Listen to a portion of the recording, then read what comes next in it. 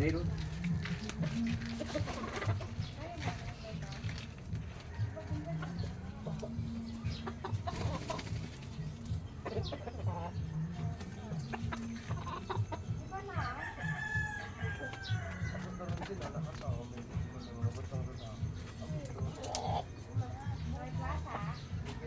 Hello guys, good morning sa inyo and welcome back to my channel guys. Bali ito yung hawak kong manok dito nakalagay sa pinakadulo ng ating pagtalian.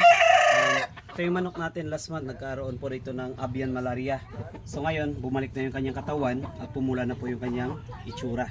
Bali yung gagawin ko ngayon guys, hindi ko pa nakita yung laro nito, pero kahapon nakikita ko yung kanyang tatay rito, silalim ito.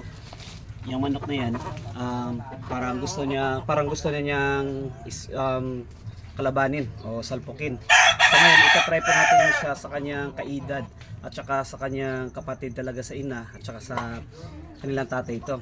Bali, itatry po natin sparring ito sa kanyang kapatid dito. Itong manok.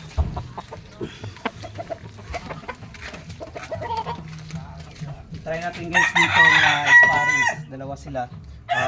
Magkaedad lang po sila going this November 7 months old. So ito try natin guys kung lalaban yung manok nito. Okay.